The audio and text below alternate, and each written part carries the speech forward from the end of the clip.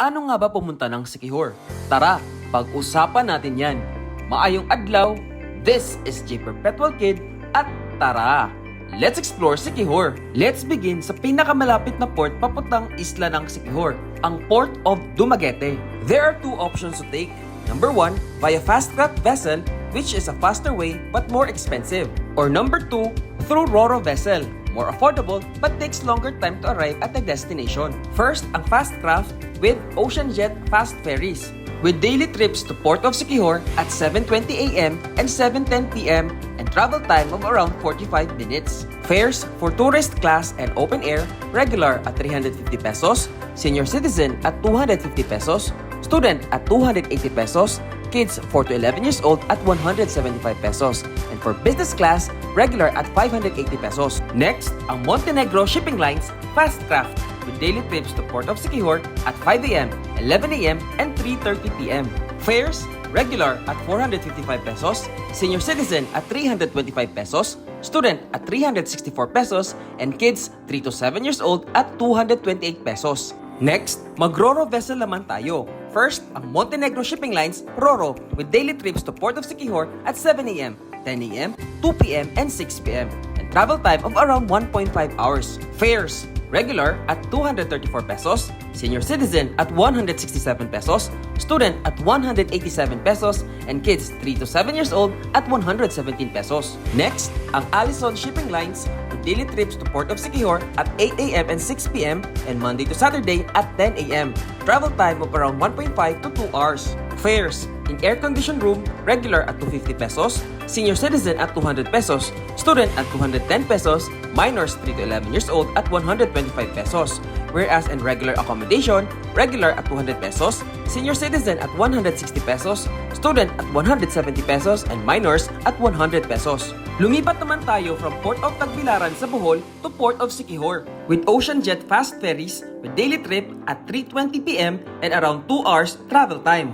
Fares in tourist class and open air, regular at 800 pesos, senior citizen at 572 pesos, student 640 pesos, minors 4 to 11 years old at 400 pesos, while business class at 1,200 pesos. Dito ulit tayo sa Port of Tagbilaran sa Bohol, pero papunta namang Port of Larena sa Siquijor with Light Shipping Corporation aka Light Ferries.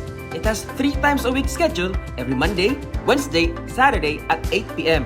and travel time of 3 to 3.5 hours. Fares in open air, regular at 475 pesos, senior citizen and student at 380 pesos, while kids 3 to 11 years old at 237.5 pesos. Whereas in air-conditioned room, tourist 750 pesos, senior citizen and student at 600 pesos, while kids at 375 pesos. Note, online booking is available at lightshipping.barcota.com. For Mindanao travelers, sumakay po kayo ng barko from Port of Plaridel sa Misamis Occidental to Port of Larena sa Siquijor.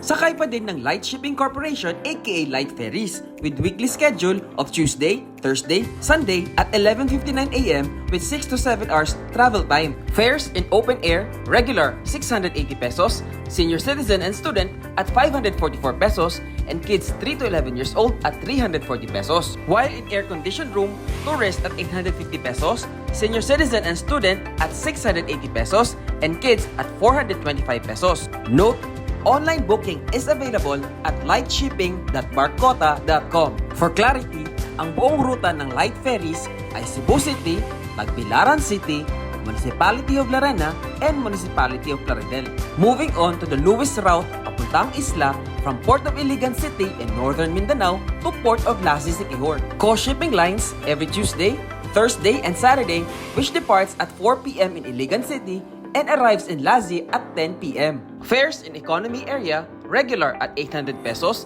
senior citizen and student at 640 pesos, and kids 3 to 11 years old at 400 pesos. While in tourist area, regular at 1,100 pesos, senior citizen and student at 880 pesos, while kids 3 to 11 years old at 550 pesos. May biyahe din ang co-shipping lines from Port of Tagbilaran City in Bohol to Port of Lassi, Siquijor.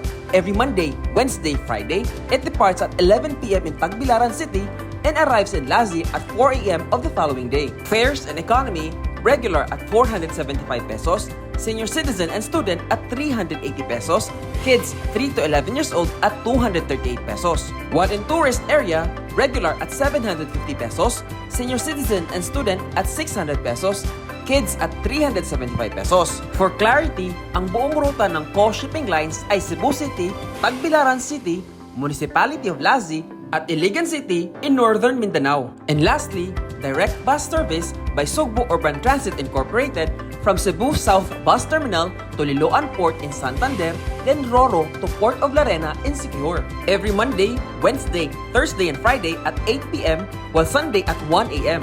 Regular bus fare to Larena Siquijor is only 329 pesos. Additional amount will be charged if you'll drop off in different municipalities in Siquijor. Bus will travel from Cebu South Bus Terminal to the southern tip of Cebu Island at Liloan Port for 4 hours. Passengers need to buy ticket to ride the Roro vessel and pay regular 275 pesos, senior citizen at 225 pesos, student at 240 pesos, kids 3 to 9 years old at 140 pesos. Ship will depart at 2 a.m. and will arrive in Larena Siquijor by 5 a.m. For a complete and detailed experience, please check the link of my other vlog on the description box and pinned comment. Notes: to avail of senior citizen and student rates, always bring a valid ID. Also, the schedules and fares are subject to changes. Please check the social media accounts of OceanJet Fast Ferries, Montenegro Shipping Lines, Allison Shipping Lines, Light Shipping Corporation aka Light Ferries, Coast Shipping Lines, and Cebu Urban Transit Incorporated. Again, this has been J. Perpetual Kid, and we explored the many ways to travel to the beautiful island of Siquijor. Hanggang sa susunod na biyahe, ayo-ayo!